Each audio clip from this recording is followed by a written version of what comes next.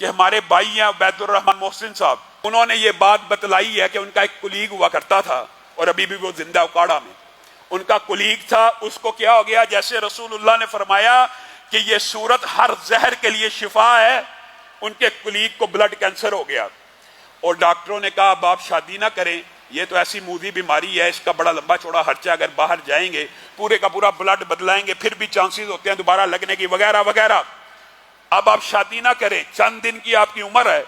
تو شیخ عبید الرحمن محسن بھائی نے اس کو یہ بات کہی کہ اب تو ہر طرف سے تو مایوس ہو گیا ہے نا، لیکن ایک در ابھی کھلا ہے، وہ در رب کا در ہے، اللہ ہی شفا دینے والا ہے، اور اللہ رب العزت نے نبی کریم کے ذریعے ہمیں اس سورت کی رہنمائی کی ہے۔ میں تجھے یہ بات کہتا ہوں کہ تو سورت فاتحہ 41 مرتبہ فجر کے بعد پڑھا کرو، کتنے دن؟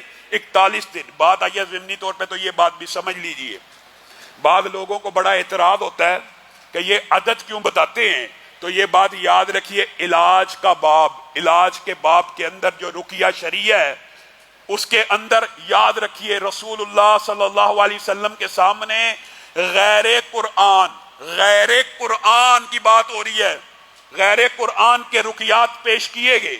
رسول اللہ کہتے تھے میرے سامنے دم کے الفاظ پیش کرو، جب وہ دم کے الفاظ سن لیتے تھے تو کہتے تھے اس سے دم کر لو۔ کیوں کہتے تھے اس سے دم کر لو؟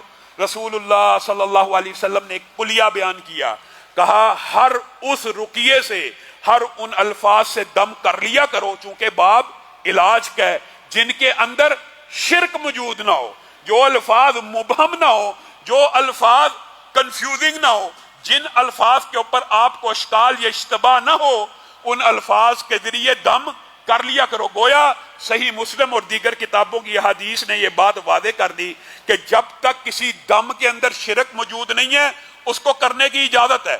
اور اس بات سے علماء اور محدثین نے ایک اور باب نکالا، کیا؟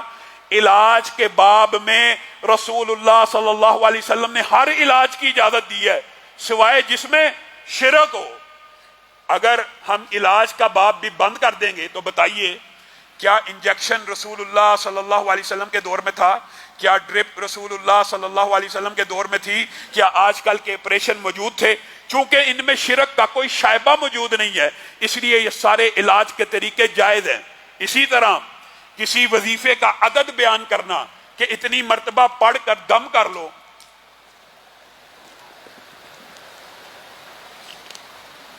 اس کے اندر کسی بھی قسم کی شرک کی بات موجود نہیں ہے۔ یہ کیا تجربہ ہے، اور یہ کیوں کہا جاتا ہے؟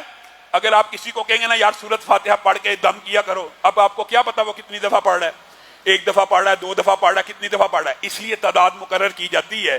علماء کے مشاہدات اور تجربات ہیں کہ میں نے ایک بندے کو بیمار تھا، اس کے اوپر دم کرنا شروع کیا، میں کس عدد پہ پہنچا تو اس کو شفا ملی۔ جیسے بعض روایات میں آتا ہے 7 دفعہ پڑھا، 7ویں دفعہ میں ٹھیک ہو چکا تھا۔ اسی طرح علماء کے تجربات اور مشاہدات ہیں کہ 41ویں مرتبہ جب پڑھا جاتا ہے تو شفا کے اثرات جسم کے اوپر ظاہر ہونا شروع ہو جاتے ہیں۔ تو عبید الرحمن محسن صاحب نے ان کو کہا کہ آپ 41 مرتبہ اس کو پڑھیں فجر کے بعد، اور کتنے دن پڑھنا ہے؟ 41 دن۔ اب 41 دنوں کا جو تعین ہے یہ بھی کوئی شرکیہ بات نہیں ہے، یہ بھی مشاہدہ اور تجربہ ہے۔ اب ہوا کیا کہ 41 دن اس نے پڑھا، اس کے بعد جا کے بلڈ کینسر کا ٹیسٹ کروایا، ڈاکٹر بھی حیران و ششدر رہ گئے کہ بلڈ کینسر جڑ سے ختم ہو چکا ہے، اور اس کی شادی بھی ہو چکی ہے، اور اس کے 4 بچے بھی موجود ہیں، ابھی بھی زندہ ہے۔ آپ بتائیے آپ اور میں اس صورت سے شفا لینے کی کوشش کریں گے تو ملے گی، پڑھنا نہیں۔ ہمارا مسئلہ یہ، ہم لینا نہیں چاہتے، ہمیں لگتا ہے کہ 41 مرتبہ پڑھیں گے بڑا ٹائم لگ جائے گا، ڈسپرین کی ایک گولی کھانا آسان ہے، پیناڈول کھانا آسان ہے، لیکن آپ کو یہ پتا نہیں ہے کہ اس کو پڑھنے سے صرف شفا نہیں ملنی، دوسری طرف نامہ اعمال میں نیکیاں بھی لکھی جا رہی ہیں۔ یہ آپ اپنا ہی نقصان کر رہے ہیں۔